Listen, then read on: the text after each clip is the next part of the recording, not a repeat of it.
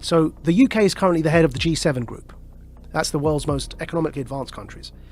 And the UK currently chairs the G7 group. Our Chancellor, who does our economy, called Chancellor of the Exchequer, his name's Rishi Sunak. He put out this video saying that what they want to do is bring in this thing called the central banking digital currency.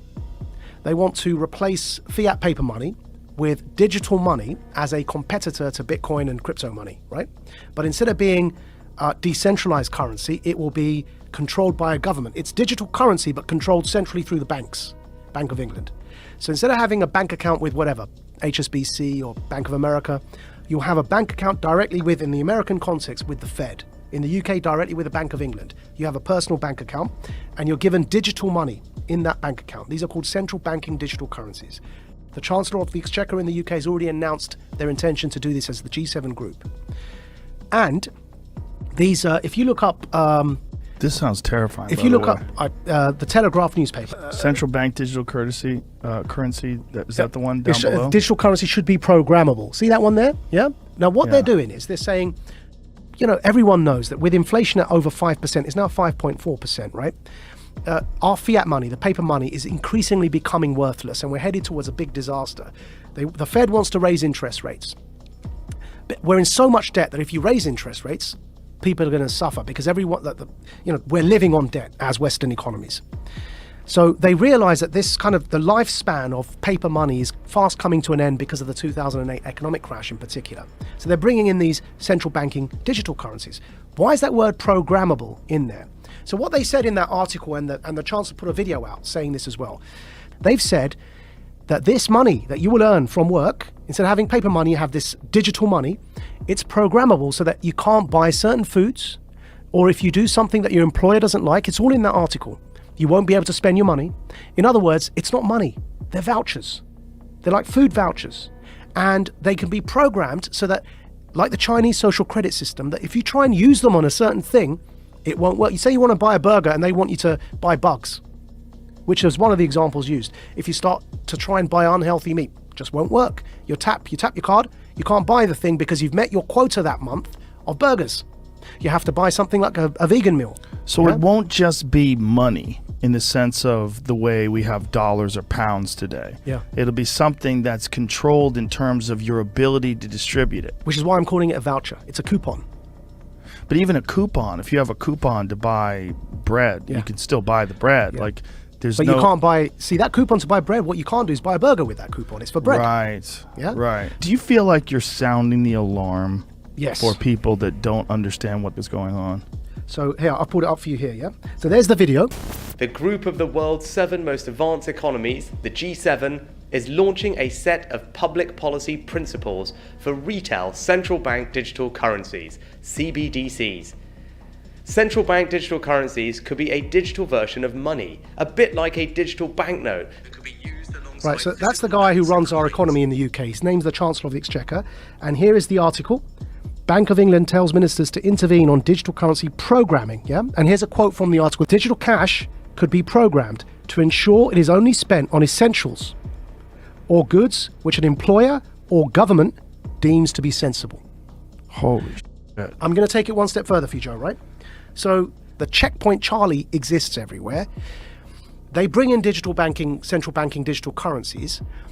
You've got a scenario now that you're checking in and out everywhere you go using vouchers that are programmed and you can only spend where you're told you can spend them. There's another word for that, man. That's called the Chinese social credit system. So what they are telling us, and when I say they, who's they? People in power. That's the head of our economy, the Chancellor of the Exchequer, second most powerful person other than the Prime Minister and maybe the Foreign Secretary in the UK, right? He's telling us, I just played it there for you. He's telling us that's what he, as the UK, the head of the G7, want to bring in for the G7. And if I'm speaking to you the way I'm speaking now, and my employer or government, you heard that in the quote directly, yeah, deems me as saying or doing something inappropriate, suddenly I can't actually pay to come here and speak to you anymore. My digital currency won't even pay for the ticket because it will be known that I'm coming to speak to you. Sorry, your vouchers don't allow you to purchase that ticket to go and speak to Joe. And this is where we get into the kind of censorship that we see in social media that is not, you can't have that kind of censorship with the First Amendment in normal discourse. But you can have that kind of censorship if you've developed a digital platform that distributes information, but it's a private company. Yeah. So think about what money is, where you can spend it on whatever you want, versus this digital currency, which is essentially controlled in a sense. Yeah. Like you have free speech on Twitter, but you really don't. Yeah. Because if you go too far or you talk about something that they don't find appropriate, they'll just ban your account. That could be what we're looking at in terms of what we think of as free speech being social media platforms, could be what we think of as your free range ability to buy whatever you want with whatever money that you've earned. So what's going on here, right? What's going on here is with this central banking digital currency, if you get to that situation where you end up with the Chinese social credit system in the West, why would anyone want to do that, right? I believe we're in a moment of the Gutenberg press. Go back to when the printing press was invented. Technology disrupts power structures. It always has. Printing and its invention was a new technology. What happened when they invented the printing press? The power structures who up until that point were reading the Bible for you and were telling you that you've got to pay this priest X amount of favors and he'll forgive you your sins. And that became a bribery system, right? Which is what Martin Luther was so upset about when he pinned his thesis to the wall. The printing press disrupted that power dynamic because people could read the Bible for themselves. And they began realizing that the power structures were manipulating what was written to control people. Now, nobody in hindsight is going to argue that printing and its invention is a bad thing for humanity. But at the time, it led to war. It led to the 30 Years' War in Europe because it disrupted power so much that people began rising up, and it led to this 30-year period of war, which eventually led to the Reformation, and the rest is history, right? What's today's Gutenberg press? The internet.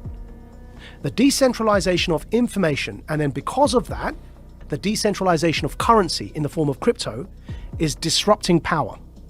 Because the way that after the revolution of the Reformation and the printing press, control was still possible, though obviously not to that level, which is why we no longer have those absolute monarchies.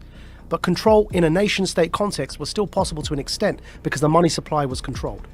Now what's happening is that the invention of the internet, with the decentralization of information, and in particular here the decentralization of currency in the form of cryptocurrencies, is disrupting those power hierarchies, and it's leading to this conflict now. And we're in a moment when the printing press was invented, the powers that be needed to try and hold on to that power as the 30 Years' War kicked off. They eventually lost it, but to hold on to it they became very brutal because they were losing their grip on power.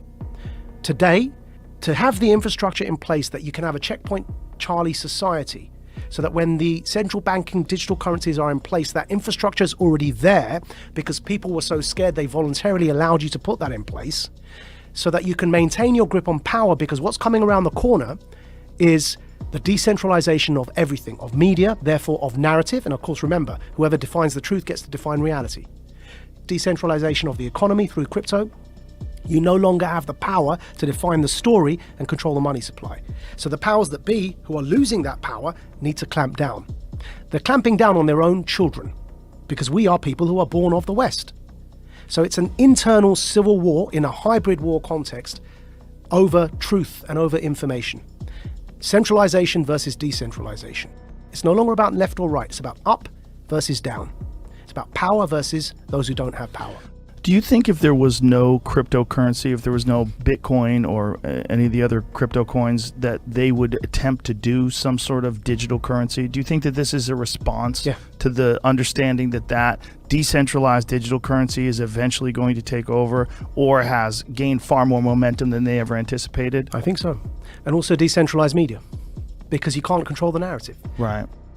Now, we will get out of this because ultimately it's a numbers game. And ultimately, in times like this, you end up fighting against your own sons, right? It's those in power fighting their own people. And eventually, the people, are, by sheer numbers, end up becoming the people in power, right? So in the long run, we may well end up in a decentralized world, which will be much better.